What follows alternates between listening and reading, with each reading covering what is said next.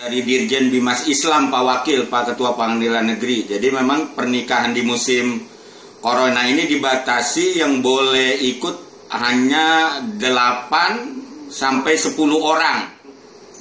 Dan itu dilaksanakan di rumah, bukan di rumah, di kantor urusan agama. Jadi memang kita sangat ketat, hanya calon pengantin 2 orang, kemudian 2 orang saksi, kemudian wali dan penghulu, Pak Ketua Pengadilan Negeri. Jadi di aturan itu memang ada pembatasan.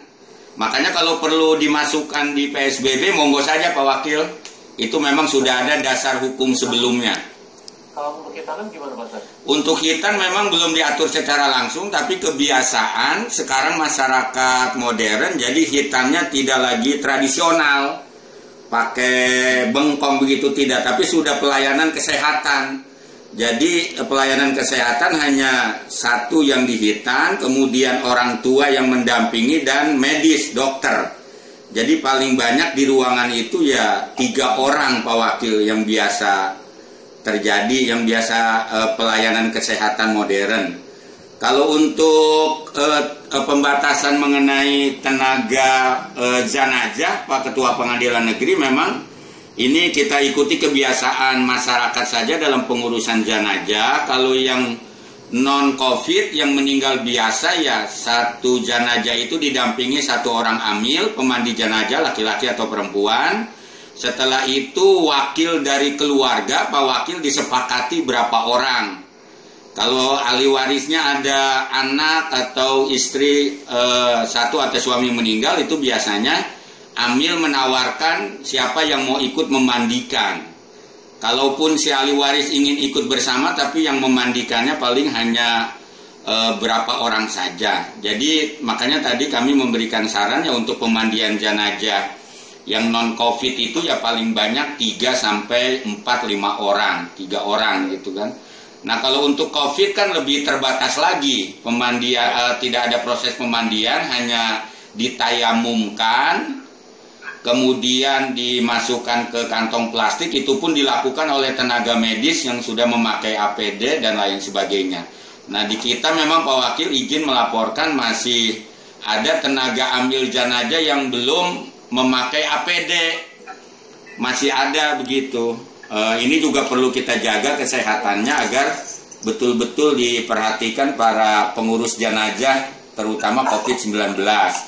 Kalau untuk di pemakamannya, kalau di liang lahatnya itu ya biasanya keluarga dari almarhum, kemudian dibantu oleh 1 orang, atau paling banyak di liang lahat itu 2 orang Pak Wakil. Kalau untuk penguburannya ya yang menguruk tanah itu ya 3 sampai 4 orang. Ya. Kalau untuk itu seperti itu mengenai kalau dipakai pembatasan personil. Untuk di pasal 17 kalau memang mau dimasukkan klausul pembatasan gitu. Seperti itu Pak Wakil, terima kasih. Kalau untuk takziah Pak Ustadz, kalau untuk takziah tahlilan kalau di kita kira-kira berapa orang yang bagus ideal minimum? Ya selama musim COVID ini memang kita mengimbau dari Kementerian Agama untuk takziah itu dilakukan terbatas untuk ahli waris keluarga saja Pak Wakil, tidak mengundang masyarakat umum. Ahli waris saja. Ya, kalaupun tetap mengundang itu hanya tetangga terdekat saja, itu pun mengacu ke protokoler kesehatan, social distancing, disiapkan sanitizer, kalau perlu ada pengukur suhu tubuh dan lain sebagainya. Selama musim ini betul-betul kita ingatkan masyarakat untuk tidak melakukan kegiatan keramaian keagamaan.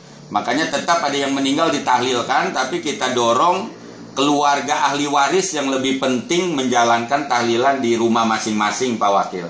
Ya, terima kasih. Terima kasih Pak Ustadz. Siap.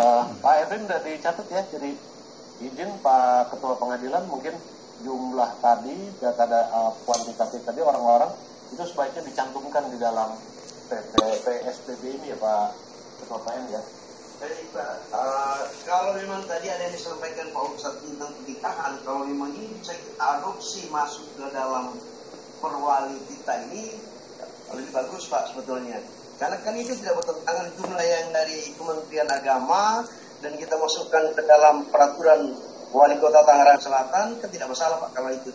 Yang lain ini kan yang tadi yang belum Pak, yang bermasalah. Kalau yang ini, tapi mohon supaya karena nanti kebanyakan pada waktu di tataran implementasi di lapangan ini yang akan diterapkan adalah peraturan wali kotanya.